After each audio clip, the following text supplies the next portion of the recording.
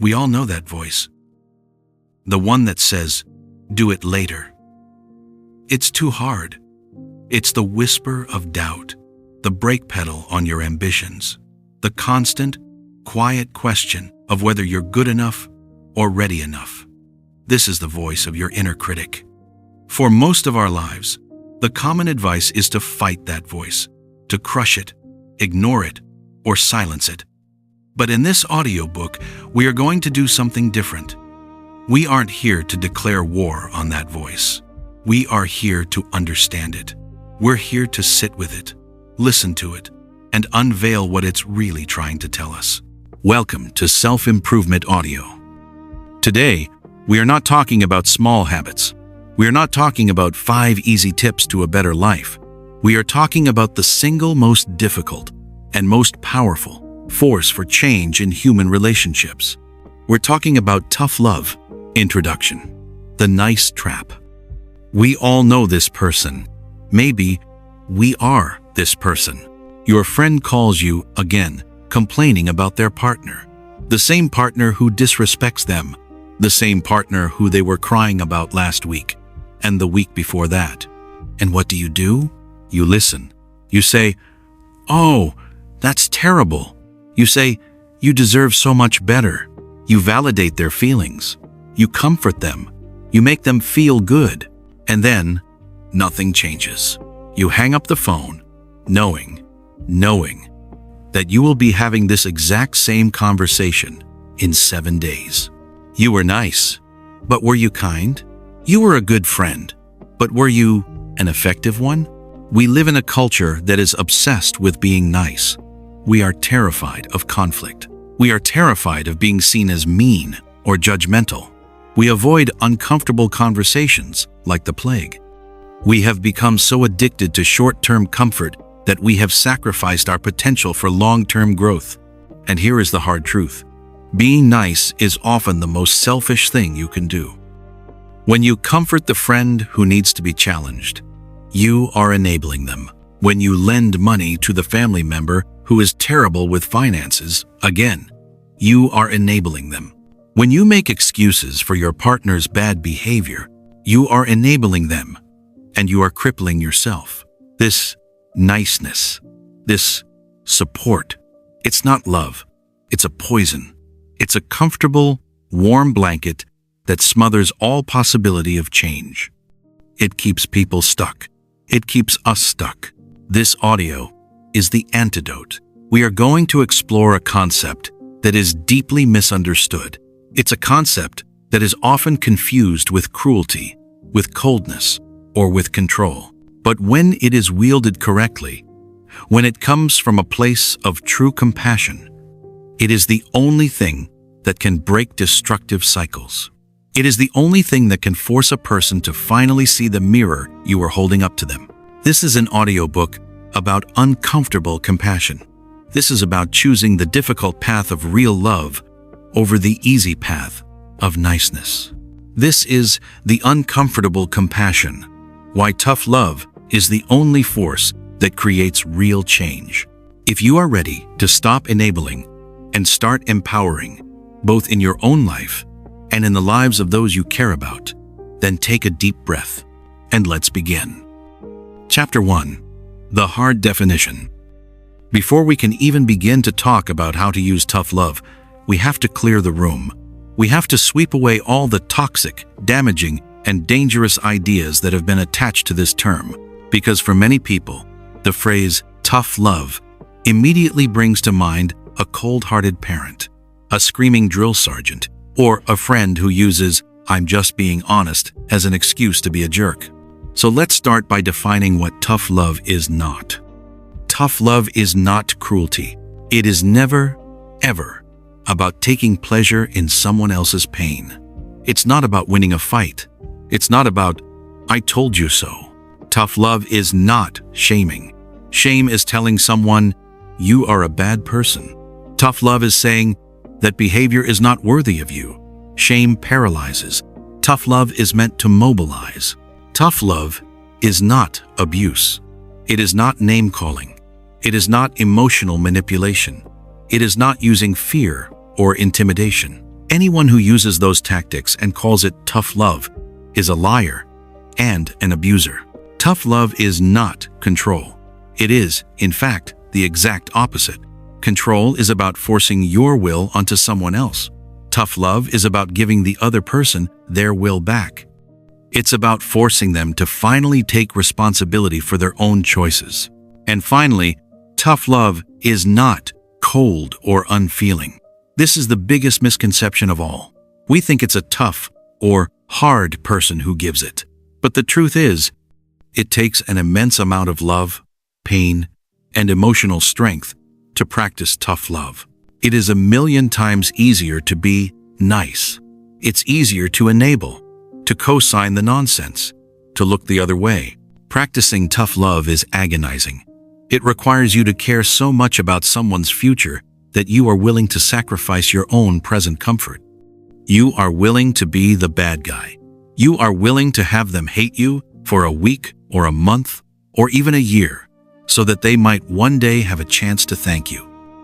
So, if that's what tough love isn't, what precisely is it? At its core, tough love is a package. It has 4 distinct, inseparable components. Number 1, uncompromising honesty. Tough love is the willingness to be the one person in the room who tells the truth. It's not brutal honesty. It's clear honesty. It's saying, I care about you. And the way you are living your life is not sustainable. This path is leading you to destruction. It's a conversation that replaces vague comfort with specific observation. Number 2, radical accountability. This is the tough part. Accountability means you are no longer a shield. You are no longer protecting the person from the consequences of their own actions. You are, in effect, stepping aside. You are allowing them to fall. You are allowing them to feel the full weight of their decisions, because you know, deep down, that the pain of those consequences is the only teacher they will finally listen to. Number 3, firm boundaries. Tough love is built on boundaries. A boundary is not a wall to punish others. It's a fence to protect yourself. It's a clear, verbal line that says, I love you, but I will not participate in your self-destruction. I will not finance your addiction. I will not be your emotional punching bag. I will not allow your chaos to become my chaos. A boundary is simply you defining what you will and will not accept in your life. And number 4, unconditional love. This is the engine. This is the fuel. This is the only thing that makes it tough love instead of just tough. The person must know, even if they hate you for it in the moment, that you are doing this because you love them, not because you are frustrated, not because you are angry, but because you see their potential. You see the strong, capable, incredible person they could be, and you love that person so much that you are no longer willing to enable the person they are pretending to be. Honesty, accountability, boundaries, and love. When you put those 4 things together, you create a powerful, transformative force. You are no longer just a friend. You are a catalyst. You are no longer an enabler. You are an architect of an environment where change is the only option. So now we know what tough love is, but why is it so hard to do? Why do we choose to be the nice friend, the supportive parent, the understanding partner, even when we know it's not working? That's what we're going to explore in Chapter 2, The Enemy of Growth, the Enabler. In Chapter 1, we drew a hard line in the sand. We defined what tough love is, a powerful, 4-part combination of honesty, accountability, boundaries, and unconditional love. And we defined what it is not: cruelty, shame, or control. But a concept is only as powerful as its opposite. And the opposite of tough love, the enemy, is not hatred. The enemy of growth is the enabler. Chapter 2, The Enemy of Growth, the Enabler. The enabler is the most dangerous person in anyone's life. And the reason they are so dangerous is that they look like a friend, they look like a savior, They look like the only one who understands. The enabler is the well-intentioned saboteur. They are the friend who says, "Oh, just have one more drink, it's fine." They are the parent who pays the credit card bill for their 30-year-old so they can get a fresh start for the 5th time. They are the partner who quietly cleans up the mess, makes the excuses, and calls the boss to say their loved one is sick. The enabler is a co-conspirator in a person's self-destruction, and they do it all with a smile. Why? Why do we do this? If we are good people and we love someone, why would we actively participate in a system that keeps them stuck, sick, or broken? This is the hard part, because we have to turn the mirror on ourselves. Most of us, all of us, have been an enabler at some point. The psychology of enabling isn't about the other person, it's about us. We enable because of our fear. We enable because of our ego. We enable because of our guilt. Let's break that down. First, and most common, we enable out of fear. We are terrified of conflict. We would rather sit through a painfully fake dinner than have one real, uncomfortable conversation. We would rather let a friendship die a slow, resentful death than have one argument that might save it. We are afraid the other person will leave. We're afraid they'll be angry with us. We're afraid they'll call us the bad guy. So we stay silent. We keep the peace. But what we are really doing is sacrificing their entire future for our own temporary comfort. It is a profound act of cowardice, disguised as keeping things harmonious. Second, we enable out of ego. This one hurts to admit. We like to be needed. When you are the savior, you are the powerful one. When you are the fixer, you are the competent one. When you are the shoulder to cry on, you are the compassionate one. Your friend's life is a mess, but your identity is that you are the one who helps them. Your brother is broke, but your identity is that you are the successful one who bails him out. This is the dark side of helping. Our help is really just a way to feed our own ego. We don't really want them to get better, because if they get better, if they solve their own problems, then what is our role? Who are we? We keep them weak so that we can feel strong. And third, we enable out of misplaced guilt. We think, if I don't help them and something terrible happens, it will be my fault. The parent thinks, if I don't pay his rent, he'll be on the street. How could I live with myself? The friend thinks, if I don't listen to her complain about her husband, she'll have no one, and she might do something drastic. This is a form of control. We are so arrogant that we believe we are the only thing standing between this person and total ruin. So we help, but it's not help. It's a rescue. And when you are constantly rescuing someone, you are teaching them one single, devastating lesson. You are not capable of saving yourself. Let's make this real. Let's look at 2 classic case studies of enabling. Ask yourself if you recognize these people. Case study number 1. The parent who won't let their adult child fail. We'll call the parent the fixer. The fixer loves their 2 5-year-old son, but the son can't seem to hold a job. He's lazy, he's unmotivated, and he's bad with money. He's about to be evicted from his apartment.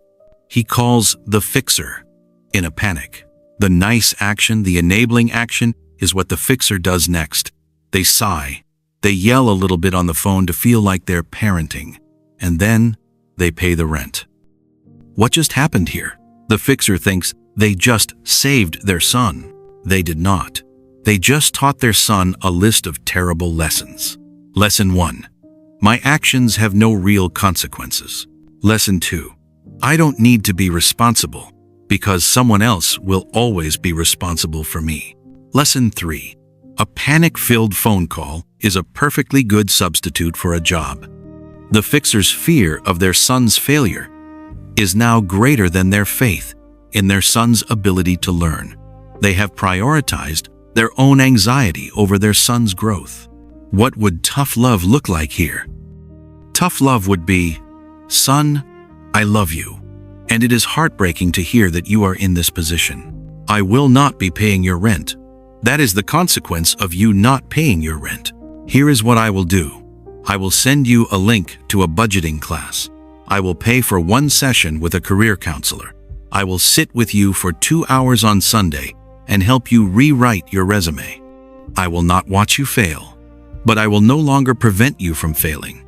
One of these paths creates a permanent dependent. The other creates the possibility of an adult. Case study number 2. The friend who is a good listener. We'll call them the venter and the supportive friend. The venter is in a toxic, dead-end relationship, and every Friday they call the supportive friend and they vent. For an hour, they list every complaint, every fight, every time their partner disrespected them. The supportive friend listens. They say all the right things. Oh, that's awful. You don't deserve that. You should just leave him. Then they hang up. The venter feels a little better. The supportive friend feels like they helped. And then nothing changes. The venter goes right back into that toxic relationship for another week. Why? Because the supportive friend acted as a pressure release valve. Think about it. The pressure in that toxic relationship should be building. It should be getting so high, so uncomfortable, that the venter has no choice but to explode and leave. But our supportive friend, our enabler, steps in and vents that pressure. They let just enough steam out of the system so that the whole thing can cool down and survive for another week. The support is the very thing allowing the toxic cycle to continue. What would tough love look like here? It would sound like this. Friend, I love you more than you know, and I am telling you, we are done having this conversation. We've had it every Friday for 6 months. You know what you have to do. My answer has not changed. I will no longer be a participant in you complaining about a problem you are not willing to solve. I will help you pack. I will help you find a new apartment. I will drive you to a therapist's office. I will sit with you while you make the hard phone call. I will do anything to help you change, but I will not listen anymore. My silence on this topic is the only tool I have left to show you how serious this is. This is the crippling effect of the enabler. Enabling is not kindness. It is a slow-acting poison. It destroys resilience. It smothers a person's ability to learn from their own mistakes. It teaches them that they are too weak, too fragile, or too stupid to manage their own lives. And here is the most tragic part. When you enable someone, you steal their victory. You steal their chance to be the hero of their own story. The single greatest source of self-esteem is the proof that you can overcome. It's the knowledge, deep in your bones, that you faced a monster and you won. When you are an enabler, when you are the fixer who pays the rent, when you are the supportive friend who takes the vent, you are jumping in front of that person, slaying their dragon for them, and then wondering why they never learned to fight. To truly love someone, you must stop betraying their potential. You must step aside. You must hand them the sword. And you must be willing to watch them struggle so that you can, one day, watch them win. This is hard. This is the hardest work there is, and we cannot possibly do this for others if we haven't first done it for ourselves. How can you demand honesty from others if you are lying to yourself? How can you demand accountability if you are still making your own excuses? You can't. That is why, before we can confront anyone else, we have to go to war with the enabler inside our own head. That's Chapter 3, Tough Love for Yourself, the foundation. At the end of our last chapter, we were left with a very difficult truth. We cannot fix anyone else until we have gone to war with the enabler living inside our own head. This is that war. This is, without question, the most difficult part of our journey together. It's the one most people will want to skip. It's so much easier to analyze your friend's bad relationship. It's so much easier to judge your family members' poor financial habits. It is 1,000 times harder to turn that spotlight, that high-beam, unflinching light, directly onto ourselves.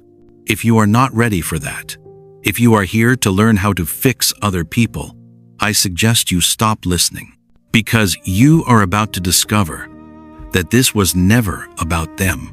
It was always about you. Chapter 3. Tough Love for Yourself. The Foundation. There is a principle that is absolute. You cannot give what you do not have. You cannot demand accountability from others. If you are a person who lives by excuses, you cannot demand honesty from others.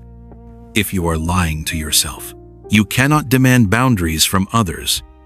If your own life is a chaotic, undisciplined mess, if you try, you will be a hypocrite. And people can smell hypocrisy. They can feel it. When you try to give tough love from a place of your own personal chaos, it doesn't land as love. It lands as judgment. It lands as anger. It lands as arrogance. The reason your tough love fails, the reason people get defensive and call you a jerk, is often because you haven't earned the authority to give it. And that authority is not earned by being right. It's not earned by being smarter or more successful. It is earned in silence, in the dark, in the private moments when you choose to apply that same uncomfortable compassion to yourself. This chapter is the foundation. Without this, everything else we discuss is just a manipulation tactic. With this, you become a force. So, let's meet your inner enabler. It's that voice. You know the one. It's the voice that whispers, "Start the diet on Monday." It's the voice that says, "You're too tired. You deserve to skip the gym." It's the voice that says, "Just put it on the credit card. You'll figure it out later." It's the voice that says, "It's not your fault you're this way.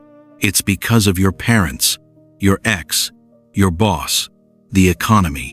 That voice is the exact same enabler we talked about in Chapter 2. It's the nice friend.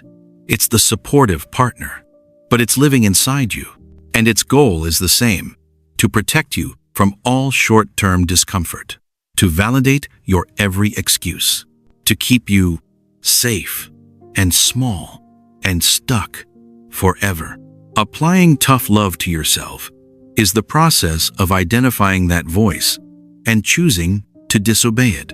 It is the act of becoming your own parent, a real parent, not the nice parent who lets you eat candy for dinner, but the parent who says, "I know you want the candy, but you're eating your vegetables because I love you too much to let you be unhealthy."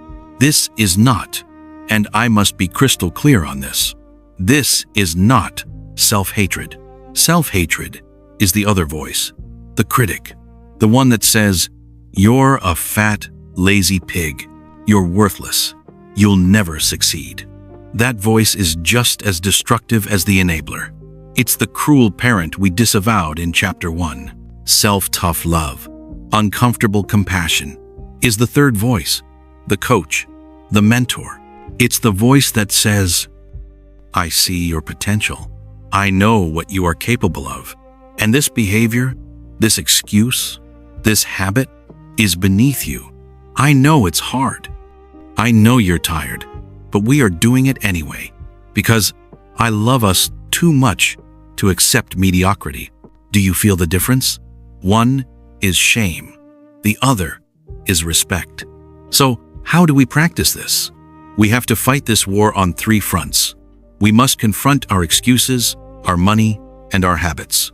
Arena 1. Confronting your victim mindset. This is the root. This is the source code of all self-sabotage. The victim mindset. The victim mindset is an addiction to a story that says, "My life is this way because of forces outside of my control. I'm broke because the economy is terrible. I'm unhappy because my partner is unsupportive. I'm stuck in this job because I didn't get to go to a good college. I have a bad temper because of how I was raised." Now, here's the nice part. All of those things might be true. They might be 100% fact. The economy might be terrible. Your partner might be unsupportive. Your childhood might have been hell. The enabler, inside your head, your nice voice, seizes on this truth. It says, see, it's not your fault. You're a victim. You're just reacting. Poor you. You don't have to do anything. Just wait for the world to change. Tough love for yourself is the act of radical responsibility. Radical responsibility says, it may not be my fault, but it is 100% my responsibility. Let me say that again. It may not be your fault that you were pushed into the mud, but it is your responsibility to get up, get clean, and take the next step. Blame is giving your power away. Blame says, I cannot be happy until my partner changes. I cannot be successful until the economy changes. I cannot be peaceful until my past changes. You have just given the keys to your entire life, to things you cannot control. Radical responsibility is the only path to power. It's the tough love voice that says, yes, it's unfair. Yes, it's harder for you. And what is your plan? What are you going to do about it? Your past does not have your permission to own your future. The moment you stop blaming, you get your power back. The victim becomes the hero. It's the hardest switch you will ever flip, because it means you have no more excuses. It's all on you, and that is terrifying. And it is the only way to be free. Arena 2. Financial honesty.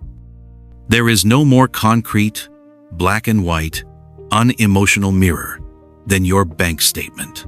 Your bank statement does not care about your feelings. It doesn't care that you had a hard week. It is a perfect mathematical record of your choices. This is where the inner enabler thrives. You work so hard. You deserve that $200 dinner. Don't look at the credit card bill. It'll just stress you out. Just pay the minimum. It's fine. It's just a $5 coffee. It doesn't matter. Pause. $5 times 5 days a week times 52 weeks is $1,300 a year. It does matter.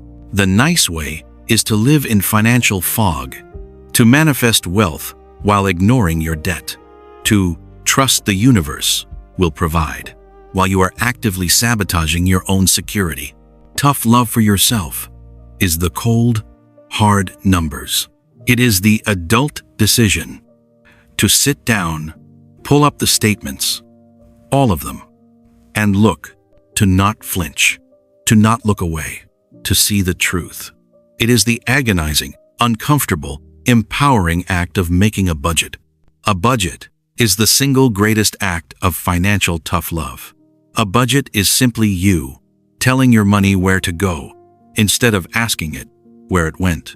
It is you, as the parent, telling your impulses, no, you can't have that right now. No, that is not in the plan. No, we have a bigger goal. The pain of creating and sticking to a budget is the exact same pain as setting a boundary with a toxic family member. It is the short-term sacrifice of nice for the long-term, unshakable freedom of strong. Arena 3. Physical discipline. If your bank account is a mirror of your choices, your body is a mirror of your integrity. It is the physical record of whether you keep the promises you make to yourself. The inner enabler owns this arena. At 5 a.m., when the alarm goes off, the enabler's voice is warm and comforting. Oh no, just 5 more minutes. It's so cold. Sleep is more important. You need the rest. But hit snooze. When you're stressed, that voice is right there. You know what would help? A pack of cigarettes? A bottle of wine? A whole tub of ice cream? Just for tonight. We'll be good tomorrow. Tomorrow, the enabler's favorite word. Tough love for yourself is action without mood.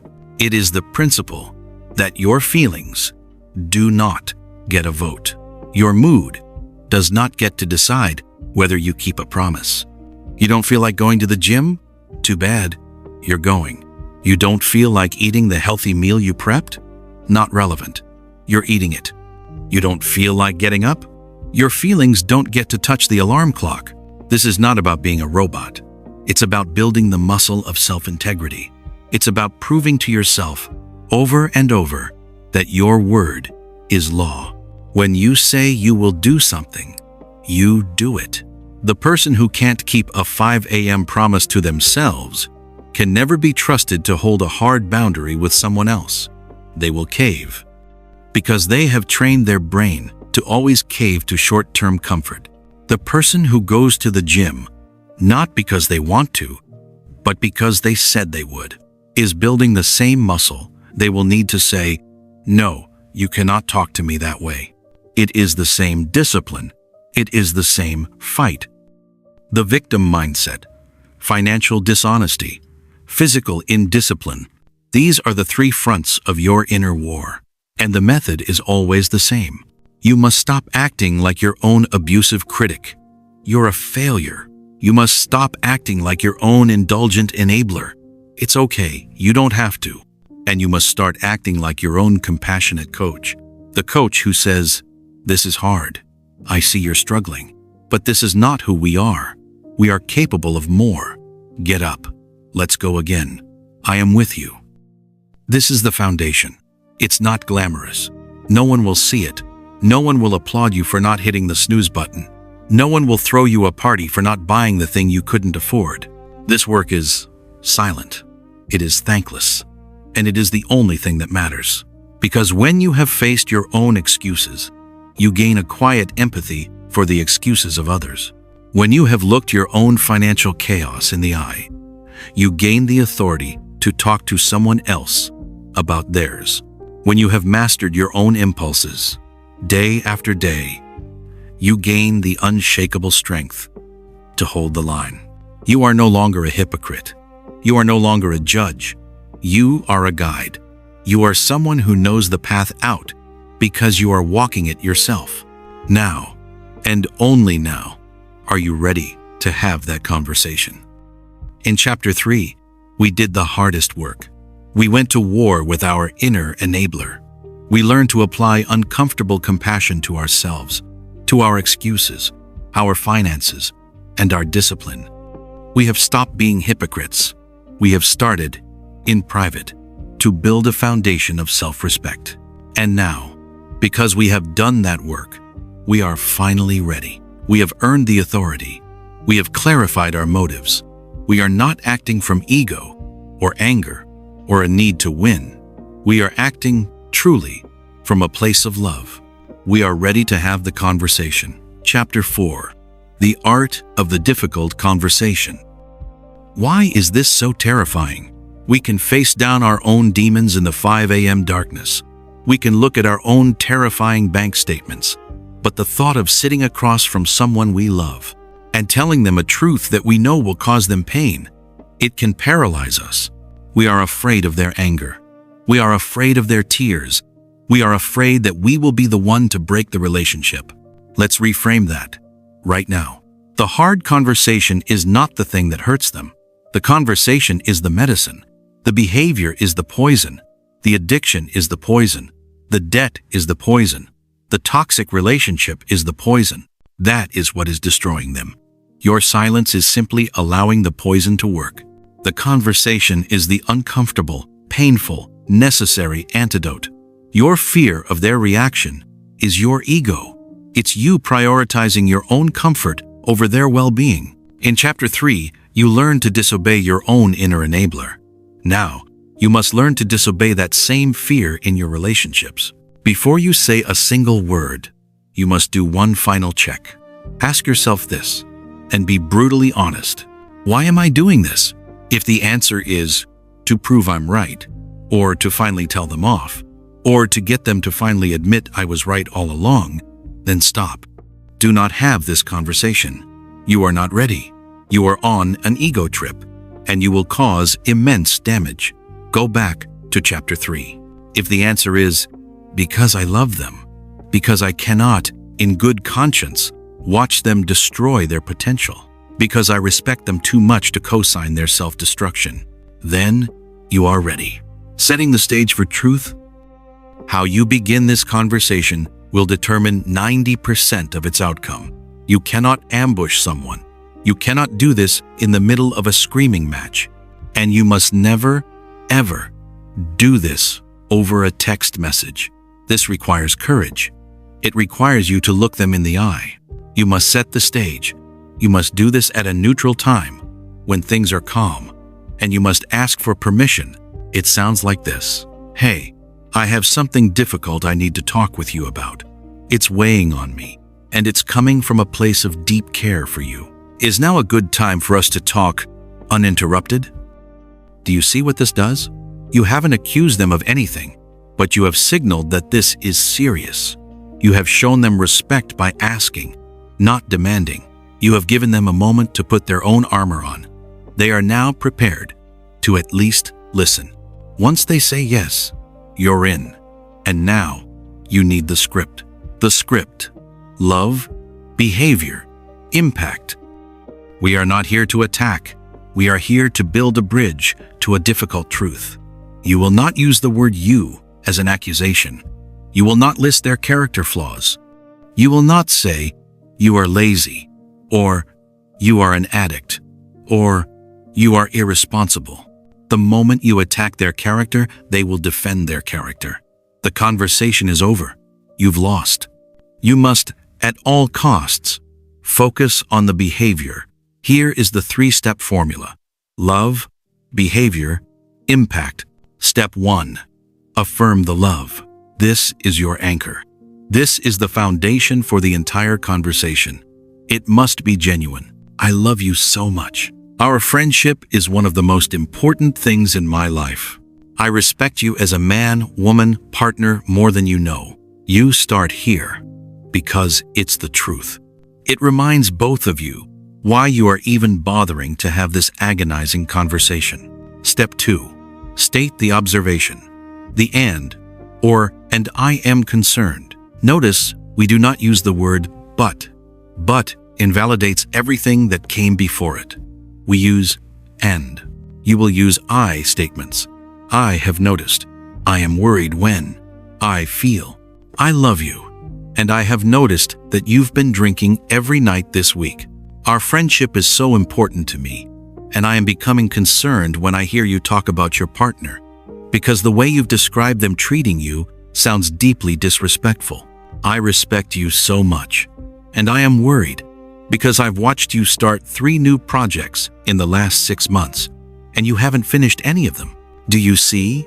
These are unarguable observations. You are not judging their character. You are holding up a mirror to a specific, observable behavior. Step 3. State the impact. This is the consequence. How does this behavior impact you or them?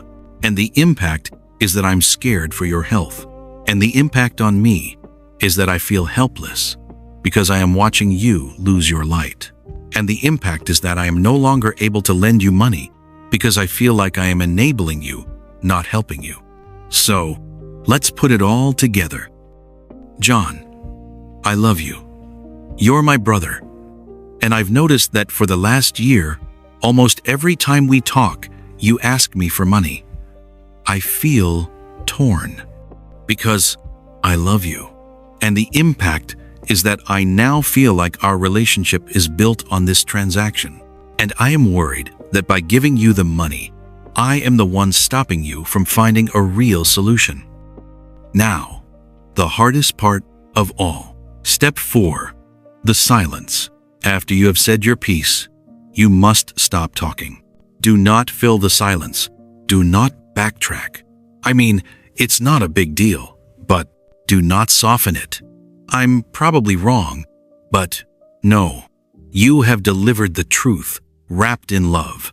Now, you must give them the respect and the space to process it.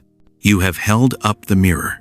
Now, you must wait for them to look in it, handling the backlash. They will not look in the mirror, not at first. Their ego will flare up, Their defenses will go to red alert. They will not say, "You are right. Thank you for this moment of clarity." That is a fantasy. Instead, they will react in one of three ways: anger, tears, or deflection. You must be prepared for all three. Backlash 1. Anger. The attack. "How dare you? You're not perfect. You're the one with the problem. I can't believe you're attacking me." They are trying to pull you into a fight. They want to make this about your flaws to escape their own. Do not take the bait. Your response is a calm, compassionate, broken record. "You might be right. I am not perfect. And we can absolutely talk about my flaws later. But right now, the only thing I care about is this behavior and my concern for you." Repeat as necessary. Do not get dragged into a new argument. Hold the line. Backlash 2. Tears. The guilt trip. This one is harder. This is the inner enabler's favorite weapon. They will cry. They will say, "I'm a terrible person. I can't do anything right. I thought you loved me. How can you be so mean to me when I'm already struggling?" They are trying to make you feel like the attacker. They are trying to make you retreat and become the nice comforter again. Do not retreat. Your response is a firm, loving boundary. "I see you are in deep pain, and the last thing I want to do is hurt you. I am not saying you are a terrible person. I am saying you are a good person, trapped in a bad pattern. And my love for you is why I have to say this. I will not comfort you out of a truth you need to hear." Backlash 3. Deflection. The gaslight. "That's not what happened. You're exaggerating. What about that other thing? It's not a big deal. Why are you making this such a big deal?" They are trying to make you question your own reality, to make you feel like you are the crazy one. Do not get lost in the weeds. Your response is to return to the pattern. We can argue about the details of Tuesday night forever. That's not why I'm here. I am not talking about one incident. I am talking about a pattern of behavior that I have seen and that I am concerned about. Please, don't change the subject. Stay with me here. In every case, your job is the same. Be the anchor. Be the lighthouse. Do not get pulled into their storm. Do not get smashed on their rocks. Be the one, calm, steady, repeating light that reflects the truth back to them. This conversation will be exhausting. It may end badly. They may storm out. They may hate you. You must be okay with that, because you are not doing this to be liked. You are doing this to be loved. The offer and the choice. The conversation must end with a choice. It must end with you giving the power back to them. You are not their new parent. You are not their controller. You have just delivered the hard truth. Now you end with the choice. It sounds like this. You are an adult. You get to make your own choices. I am not here to control you. I am making you an offer. My offer is this. I will sit with you and make a budget. I will drive you to your first therapist appointment. I will go to an AA meeting with you. I will do the work with you. But here is my new boundary. I am no longer willing to lend you money. I am no longer willing to be your dumping ground for complaints you won't solve. I am no longer willing to cover for you. This is the ultimate tough love. An offer of help and a boundary of enabling. You have just created an environment where the old, destructive pattern is no longer an option. You have closed the door to the nice escape route. You have left them with only two paths. Do the hard work of changing or continue to self-destruct. And you have made it clear that you will no longer be a passenger on that second path. The choice is now theirs. But what happens next? What happens when, a week later, they call you and they test that new boundary? What happens when they ask for money again? Stating the boundary is the conversation. Holding the boundary is the war. And that is chapter. Before we move to the next chapter, the truth we cover here is not easy. It is the hard, harsh reality that most people would rather ignore. If this audiobook is striking a chord with you, if you feel that truth landing, then I need you to take action. First, engage. Like this audiobook right now. Go to the comments and add your voice to the discussion. Second, subscribe. Hit that subscribe button and turn on the notifications. You cannot afford to miss what is coming next. And finally, share. Think of one friend, that one person you know who needs to wake up to the reality we are discussing. Share this audiobook with them. Be the one to give them that wake-up call. Like, comment, subscribe, hit the bell, and share it with a friend who needs the truth. Now, let's continue. You did it. You had the conversation. You walked into the storm. You held the mirror up to someone you love, and you spoke the truth. You stated your offer, and you stated your new boundary. You should feel proud of that. It was the hardest part. No, it wasn't. That was just the first shot. Now, the war begins. Chapter 5. Holding the line. The war of the new boundary. You have to understand this. The person you spoke to is not cured. Their pattern is not broken. A pattern is a riverbed, carved into the earth by years or even decades of flowing water. Your conversation was not a dam. It was a single rock dropped into the current. The water of their habit will simply try to flow around it. They will test you, not because they are bad people, but because you were part of their comfort zone. You were the enabler. You were the yes. You were the soft place to land. And by setting a boundary, you have just declared war on their comfort. They will fight, consciously or unconsciously, to get that comfort back. This is the extinction burst. It's a psychological term, when a behavior that used to be rewarded suddenly stops being rewarded. Who the behavior doesn't just stop. It gets worse. It gets louder. It gets more desperate. A child who used to get candy by whining will not stop whining when you first say no. They will scream. They will throw themselves on the floor. They will have a full-blown tantrum. This is the extinction burst. It is the pattern's final, desperate attempt to survive. Your friend, your partner, your family member is about to have that tantrum, and your only job is to hold the line. The anatomy of a test. The test will come in one of three forms. It will be subtle, or it will be a full frontal assault.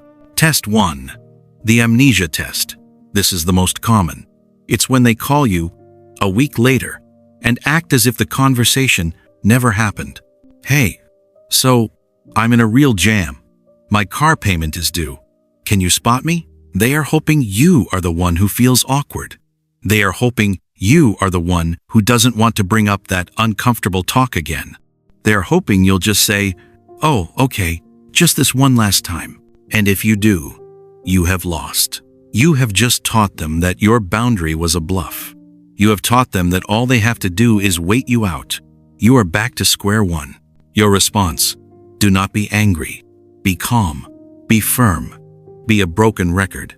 John, I love you, and I cannot give you any more money. That is my boundary. However, my offer still stands. I will drive you to a debt counselor's office right now. I will sit with you while you make a new budget. I will not give you cash. You do not argue. You do not re-explain. You simply restate the boundary and restate the offer. Test 2.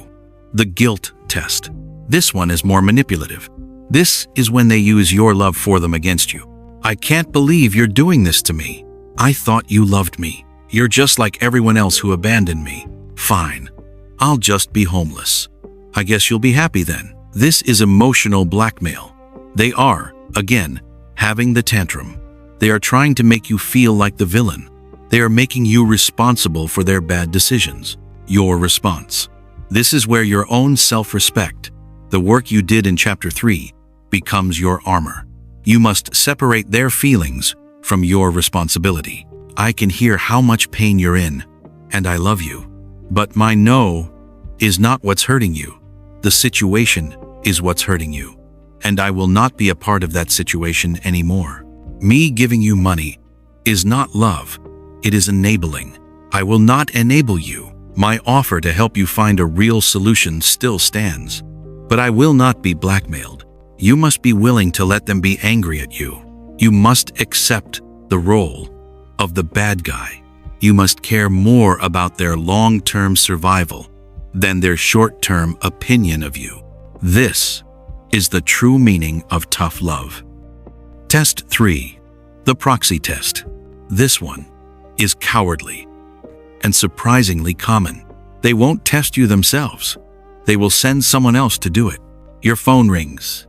It's their mother, or their sister, or a mutual friend. Hey, I just talked to John. He's in a really bad way. You're being so hard on him. He just needs a little help to get back on his feet. Why are you being so cruel? They have recruited an enabler to fight their battle for them. They are trying to shame you into breaking your response. You must be polite, but you must be an absolute, unmoving granite wall. I appreciate you calling, and I know you're just trying to help, but my conversations with John are private. The only thing I will say is that I have set a boundary, that I will no longer be enabling him. My love for him has not changed, but my actions have. This is not up for discussion. I hope you can respect that. Do you see the common theme? The boundary is not a negotiation. It is a declaration. It is you, finally, telling the world, this is where I stand. This is what I will and will not accept. The agony of holding. This will be agony. You will lie in bed at night, your stomach in knots. You will see their name on your phone, and your heart will pound. You will doubt yourself. You'll think, am I being cruel? Am I a terrible person? Am I destroying this relationship? This is the enabler's withdrawal. You were addicted too. You were addicted to being nice. You were addicted to being the helper. You were addicted to the good feeling of swooping in to save the day. You are not just breaking their pattern, you are breaking yours, and it will hurt. When you hold the line, one of two things will happen. 1. The relationship will break. They will not forgive you for holding up the mirror. They will not forgive you for turning off the supply. They will call you a traitor, and they will go in search of a new enabler. And you must let them go. You must love them enough to let them fail, even if it means they fail without you. This is the hardest, most tragic outcome, but you must accept it. You cannot save someone who is committed to drowning. You can only not let them pull you under with them. But then, there is the second outcome. It may take a week. It may take a month. It may take a year. But one day, the tantrum stops. The river, blocked by your granite wall, stops pounding against it. And it begins to carve a new path. They hit rock bottom. And because you were not there to cushion the fall, they finally felt the impact. The impact is the greatest teacher. Your phone rings. It's them, and the voice is different. It's not whining. It's not angry. It's quiet. Hey, you were right. I'm a mess. I think I need help. That offer you made to drive me to a meeting, is that still on the table? That is the moment. That is the victory. It is not a victory of, I told you so. It is the victory of true love. You loved someone enough to let them hate you, so they could finally learn to respect themselves. You did not fix them. You simply created the environment where they could finally fix themselves. But this ability to hold the line, it does not come from nowhere. It is not something you can just decide to do. It must be built. It must be forged. It must be forged inside you before you can ever show it to the world. Because if you are a hypocrite, if you demand discipline from others while living in chaos yourself, you will fail. Your boundary will be a house of cards, and it will collapse at the first test. So, before we can truly be this anchor for others, we must first become the anchor for ourselves. We must turn the mirror, and that is chapter 6. We have spent the last 2 chapters in the war room. We planned the difficult conversation. We learned the scripts. We learned how to handle the backlash. We learned how to hold the line, how to be the anchor, how to withstand the extinction burst, how to let someone you love hate you, all in the name of true love. It's powerful. It's necessary. It's the work. And it's a complete and dangerous lie if you haven't done this chapter first. I have a question for you, and I want you to answer it honestly. No one is listening. It's just you and me. While you were listening to chapter 4 and chapter 5, did you feel superior? Did you nod your head thinking, "Oh, this is perfect for my brother," or "My partner needs to hear this," or "I'm going to use this on my lazy friend"? Did you, for even a second, picture yourself as the righteous, disciplined hero, swooping in to save the misguided people in your life? Be honest. If you did, you are in the trap, and we are not ready to go anywhere else until we dismantle it. Chapter 6. The Hypocrisy Trap, Turning the Mirror. There is no one on this earth more useless, more damaging, and more pathetic than the hypocrite. There is no one who deserves less respect than the person who screams, "Do as I say, not as I do." The overweight, chain-smoking doctor telling you to lose weight, the broke financial advisor telling you how to invest, the parent glued to their phone who yells at their kid for being glued to their phone. This is the hypocrisy trap. And if you try to wield the tough love we discussed in the last chapters without first applying it to yourself, you are not a helper. You are not an anchor. You are a bully. You are a fraud. And the people you're trying to help, they know it. They can smell it. Your words have no weight. Your boundaries are a joke. Because your entire life is the counter-argument to every truth you try to speak. You have no authority. You have no right. So, before we go one step further, we are turning the mirror. We are going to do the real work. The work that isn't about other people. It's about you. And this is the loneliest and most important battle you will ever fight. Meet your real enemy, the inner enabler. You think your enemy is your lazy friend? Your addicted relative? No, your real enemy is that soft, warm, reasonable voice inside your own head. That voice that sounds so much like self-care. That voice that whispers to you right when you're about to do something hard. You know the voice I'm talking about. It's 5 a.m. The alarm goes off. You promised you would get up and go to the gym. And the voice says, "Oh, you're so tired. You worked so hard yesterday. Just 15 more minutes. Sleep is important too. You deserve the rest." You're about to start that project, the one that could change your life. And the voice says, "You know, let's just watch one episode of something, just to relax your mind first. You need to be in the right headspace." You're looking at your bank account. You know you're in debt. You know you need to stop spending. And the voice says, "It's just one coffee. It's $5. It's not going to make or break you. What's the point of living if you can't have one small joy?" That voice, that inner enabler, that is the enemy. That is the source of all your stagnation. That is the saboteur that makes you a hypocrite. It's the voice that protects your feelings at the cost of your future. It's the voice of comfort that builds your cage. And you have been letting this voice run your life. You've been coddling yourself. You've been accepting your own excuses.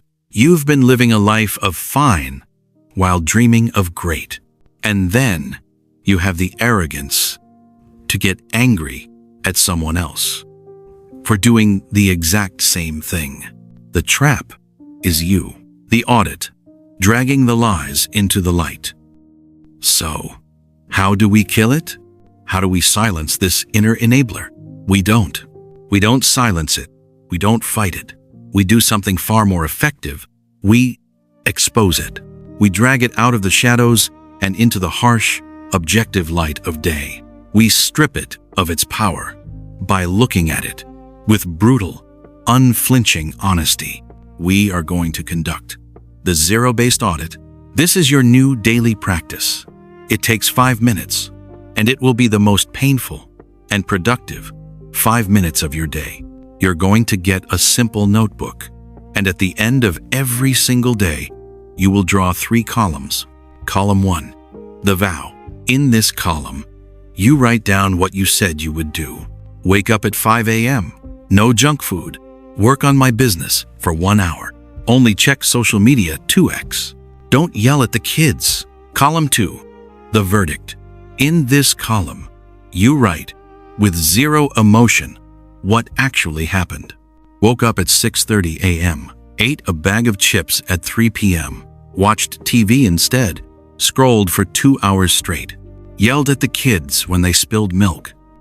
This is hard. This is the part where you start to feel shame. Good. Shame is a signal. But we're not done, because the shame is where the old you would stop.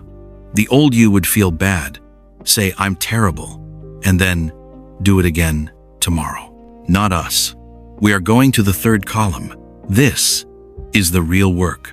Column 3, the excuse. In this column, you are going to write down the exact lie that your inner enabler told you in the moment of failure. The exact rationalization you used to let yourself off the hook. Let's do this together. Vow. Wake up at 5 a.m. Verdict.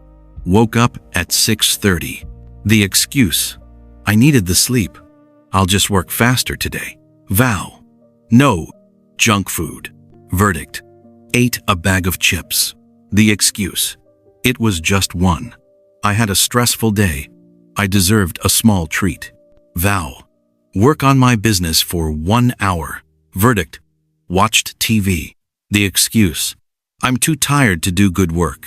It's better to rest and be 100% tomorrow. Vow. Yelled at the kids. Verdict. Yelled. The excuse. They never listen. They made me mad. Do you see it? Do you see the poison? I needed. I deserved. It's better to wait for tomorrow. They made me. This 3rd column is a list of your lies. It is the blueprint of your own self-deceit. It is the voice of your inner enabler, written down in black and white, where it can't hide. You do this for 1 week, you will have a complete diagnostic of why your life is not where you want it to be. It's not your boss. It's not the government. It's not your bad luck. It's you. It's your excuses. It's your addiction to tomorrow. It's your refusal to choose the hard thing over the comfortable thing for 5 minutes. This is the harsh reality. The antidote. Discipline is a system, not a feeling. So, you have your list of lies. You feel ashamed. You feel exposed. Now what? This is the most important part. The audit is not for self-punishment. It is for clarity. It's a diagnostic tool. You have found the bug in your own code. Now, we fix the code. You must accept a new truth. Motivation is garbage. Motivation is a feeling. It's a fickle, fair-weather friend. It shows up when things are easy and vanishes the second the work gets hard. If you wait until you feel like it, you will be waiting forever. We are done with motivation. We are building discipline. Discipline is not a feeling. Discipline is a system. Discipline is what you do when you don't feel like it. Discipline is the antidote to your inner enabler. Here is your new system. 2 simple, non-negotiable rules. Rule 1. Eat the frog. This comes from Mark Twain. If it's your job to eat a frog, it's best to do it first thing in the morning. Whatever that one thing is that you are dreading, the workout, the cold call, the difficult project, The 5 minutes of meditation, you do it. First, before your inner enabler has even had its coffee. Before you can think about it. Before you can rationalize your way out of it. You eat the frog.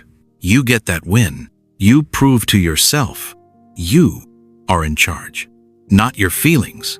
Rule 2, the 5-second rule.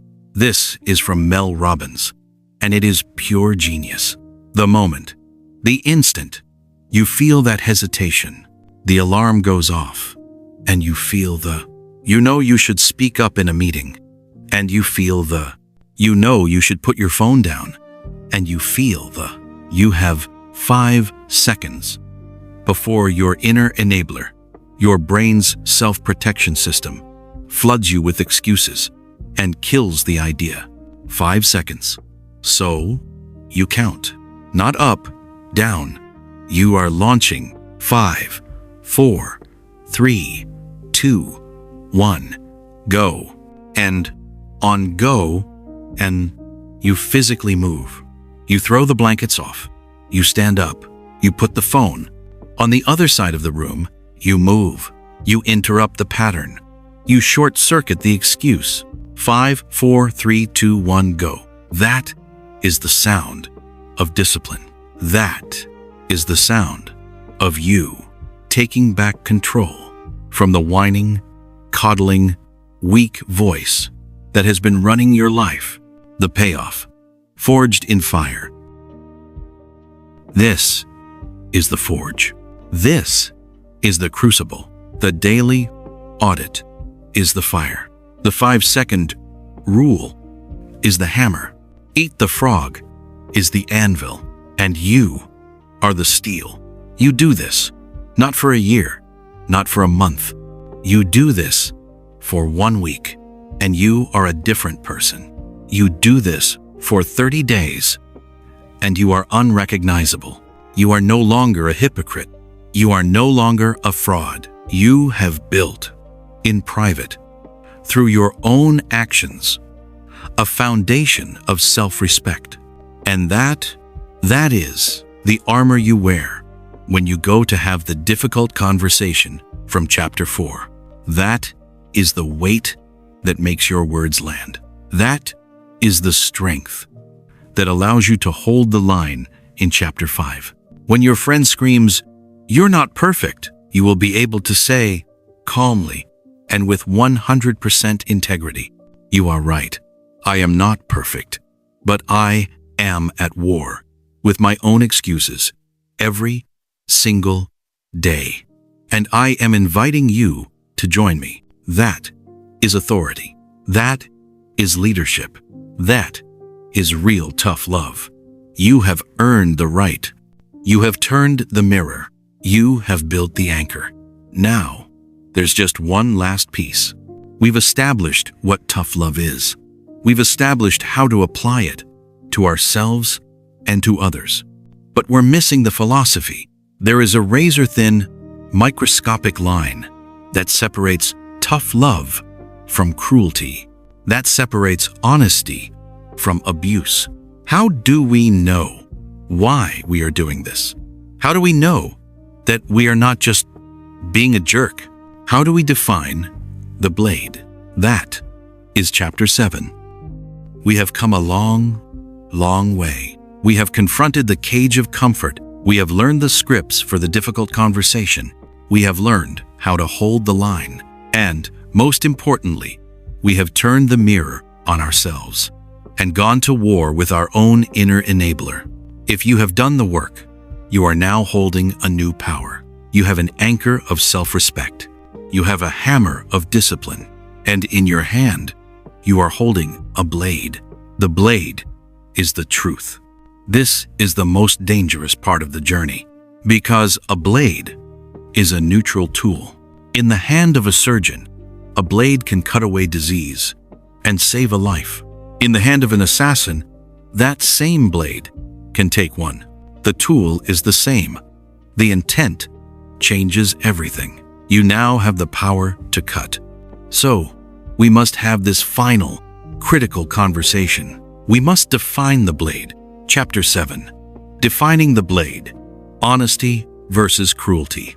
There is a razor-thin line that separates tough love from cruelty. That separates "I'm doing this for you" from "I'm doing this to you." That separates a surgeon from an assassin. And that line is not defined by what you say. It is defined by why you are saying it. It is defined by motive. You must, before you ever speak a hard truth, perform a motive audit. You must ask yourself, with the same brutal honesty from chapter 6, why am I really doing this? And if the answer is to win the fight, to finally prove I was right, to punish them for hurting me, to make them feel small, to watch them squirm, to feed my own ego, then I need you to shut your mouth. You are not a surgeon. You are an assassin. You are not wielding tough love. You are wielding abuse. You are hiding your contempt behind a mask of honesty. You are a bully, using truth as a club. The only acceptable motive, the only motive that qualifies as tough love, is love, and not love as a feeling. Love as an intention. The intention for their growth, the intention for their freedom, the intention for their victory. Tough love, real tough love, sounds like this. I am doing this because I believe in you more than you believe in yourself right now. I am doing this because I respect you too much to watch you settle. I am doing this for you, not to you, and I am willing to be the bad guy if it means you get your life back. Cruelty is about your ego. Tough love is about their potential. Cruelty is about tearing them down. Tough love is about building them up, even if that requires dismantling a foundation of lies first. That is the test. If your motive is not purely to help them, you have no right to speak what tough love is and I is not. Once your motive is clear, your delivery must reflect it. A surgeon is careful. A surgeon is precise. A bully is not. Let's be crystal clear. This is the code of conduct. Tough love is not public shaming. Never. Tough love is always done in private. The goal is to restore their dignity, not strip it from them. If you do it in front of friends, family, or colleagues, you are not helping. You are shaming. And shame is the engine of addiction, not recovery. Name-calling or degradation. The moment you say you are a lazy person or you are an idiot, you have lost. You are no longer attacking the behavior. You are attacking their identity, and that is abuse. Full stop. Brutal honesty. Be very suspicious of this phrase. Most people who say, "I'm just being brutally honest," are far more interested in the brutal than the honesty. A monologue. It is not a chance for you to stand on a soapbox and list every one of their flaws. It is a dialogue. It is the love, behavior, impact script from chapter 4. It is always followed by the silence, the part where you listen. Tough love is accountability. It's holding a mirror up to their stated goals. You told me you wanted to be healthy, but your actions are not aligned with that. A high standard.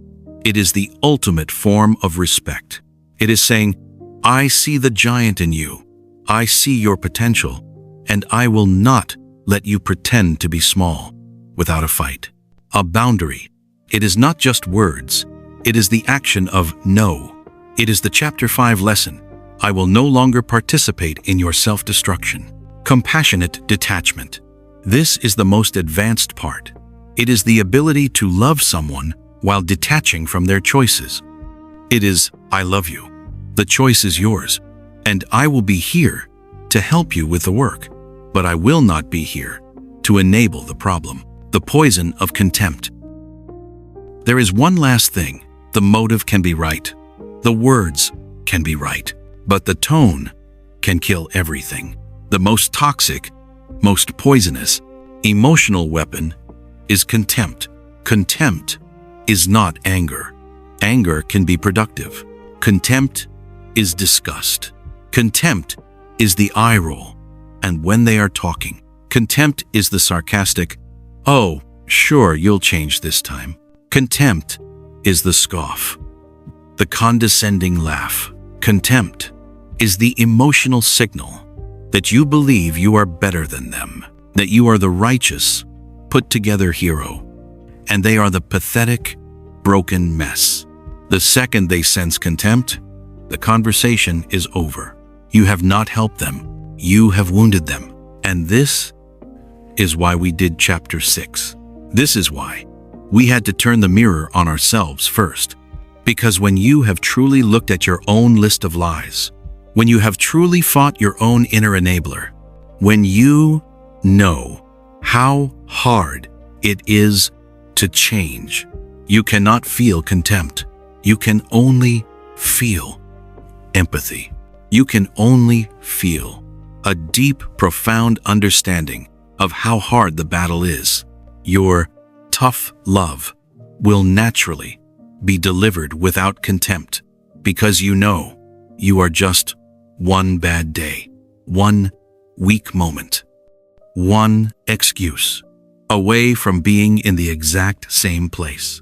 The antidote to cruelty is humility, and you get humility from your own daily, private war with yourself. So, this is the final check. Your blade of truth. 1. Check your motive. Is it love? Is it for them? 2. Check your delivery. Is it private? Is it focused on behavior, not identity? 3. Check your heart. Are you coming with humility, or are you coming with contempt? If you can pass these 3 tests, you are not being cruel. You are not being a jerk. You are not an assassin. You are a surgeon. You are the one person in their entire life who loves them enough to finally cut the one cancerous lie that has been holding them hostage. You have done the work. You have defined the blade. You have passed through the crucible. So what now? What is on the other side?